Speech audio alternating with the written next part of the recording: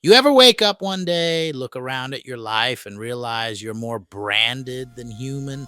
Like your social feeds are optimized, your face unlocks doors, your job title is your entire personality, and the only time you feel something real is when your phone tells you to? Yeah, that's not a glitch. That's the system working as designed. And the blueprint, it might have been hiding in a 1987 movie about a dead cop in a metal suit. Let's talk about Robocop.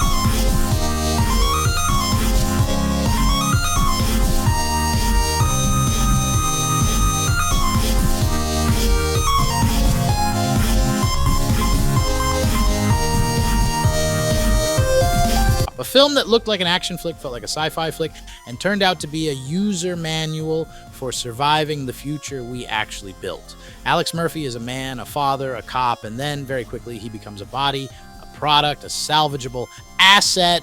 We watch him die on screen graphically, brutally, deliberately, and in that death, a new thing is born. Robocop trademark. But let's not forget who does the birthing: Omni Consumer Products. Not the state, not a community, not a widow with grief and a memory, a company. And what do companies do best? They turn people into property. Murphy's transformation is not about heroism, it's about corporate ownership of identity. His body becomes intellectual property. His trauma becomes a prototype. His life, his story, becomes a bullet point in a PowerPoint deck for investors. That's late stage capitalism in a nutshell. So here's the thing that gets under your skin. Pun absolutely intended. They didn't rebuild Murphy as a full machine. They left part of his face intact. Why? Because they needed a human interface for a product. That jawline, that eye, that's UX. It's a soft entry point for the public to accept a mechanized state enforcer. It's branding, it's optics, it's PR in skin. You ever feel like you're doing the same thing? Like maybe you've become the face of your LinkedIn profile, or maybe your trauma has become your content pillar. That's what they did to Murphy, and that's what's happening to us. Our humanity is the sellable part. Murphy signed no contract, he gave no consent, he died, and the corporation claimed him. And you know what? That sounds dramatic, but how many of us volunteer our identity to the machine every day? You post photos, you tag locations, you feed biometric data to apps that age you, beautify you, or turn your face into a cat girl. You stream your breakdowns, monetize your depression, let brands co-opt your grief in exchange for a discount code. Congratulations. You've become Robocop with a ring light, but it's not just about selfies. It's about the economy of self, the platform economy. Late stage capitalism doesn't just want your labor. It wants your likability, your engagement, your soul if you can hit quota. And if you stop performing well, just like Murphy, your feed gets wiped, your visibility dies, you get memory holed by the algorithm. Let's talk about OCP, the fictional megacorp behind Robocop. They privatize the police, they manufacture crime, they sell the cure and the disease. Sound familiar? Let me run a quick checklist. Private surveillance networks. Check corporate-owned public spaces. Check automated law enforcement robots tested in real cities. Check a smart city where all civic infrastructure is outsourced to tech firms. Triple check. Amazon literally offered to build a city with its own police force. Palantir runs predictive policing software that's already been deployed in real neighborhoods. And Ring cameras, they don't just film your porch, they build a map of you and your neighbors for sale. OCP wasn't fiction, it was prelude. Let's go deeper. Robocop isn't just about corporate overreach, it's about haunting. Murphy's body becomes the host of a ghost, a man who remembers flashes of love, of family, of life. But those memories don't belong to him anymore. They're glitches, they're bugs in the software. In modern terms, Murphy is a man trying to reclaim his humanity from the algorithm. And that's us too.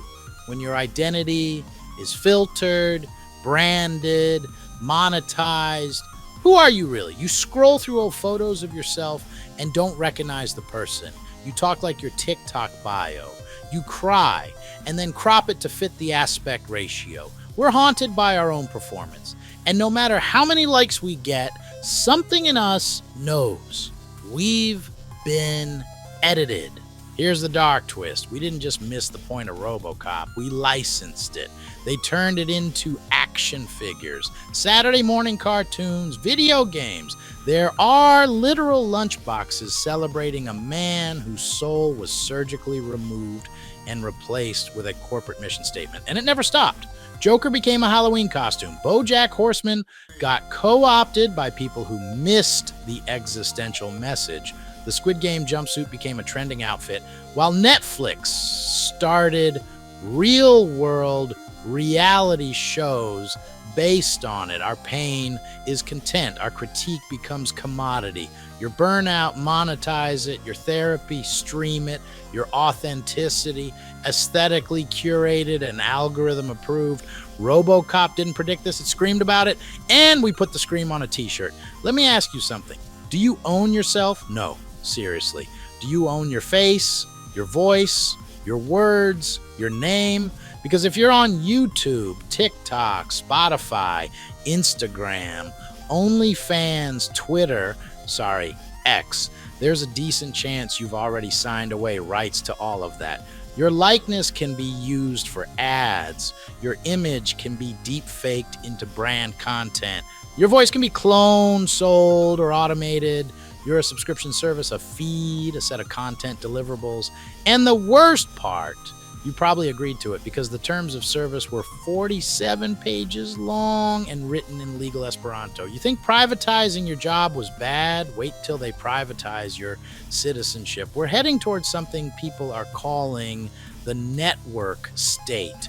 It's the idea that a digital-first community, a crypto cult, a startup nation, an influencer micronation can become more real, more powerful than any actual country. Not a conspiracy, not fiction.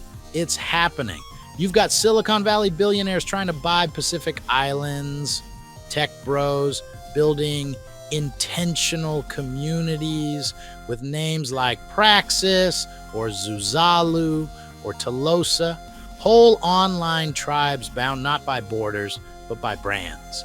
And what do these network states offer? Services, loyalty, infrastructure, in exchange for one small thing, your identity. But it's not just who are you, it's what tier are you? Are you a founding member, a subscriber, a premium token holder? You don't get citizenship anymore. You get a subscription plan with voting perks. The network state doesn't issue passports. It issues NFT birthrights. And when your selfhood is tied to a DAO or a Discord server or a proprietary platform that could vanish at any moment, who owns you then? We used to fear Big Brother. Now we follow him. We retweet him. We pay for the blue check on his forehead. Robocop warned us what happens when corporations control the police. But the next chapter is when corporations become the nation. And the question won't be, are you free? It'll be, are you verified? The most powerful moment in Robocop is when the executive asks him, what's your name? And Robocop responds, Murphy. That moment, that's not just a callback. It's a resurrection. It's a man clawing his way back through memory, ownership, and trauma to reclaim his selfhood. In a world that defines you by data points and key metrics, remembering your name is radical. Reclaiming your narrative, that's revolution. Robocop isn't warning us about the future. It's showing us now. It's showing us what happens when the system says, you're not a person, you're a product. But here's the good news. You can still opt out. You can still remember your name, your story, your voice, raw, imperfect, unfiltered. You know, that's what late stage capitalism fears most. Not protest, not fire, but people who refuse to forget themselves. Thanks for watching. And next time someone asks what you do, don't start with your job. Start with your name. Because you're not a brand. You're not an algorithm. You're not a feed. You're Murphy. Can I just, like, pay in cash?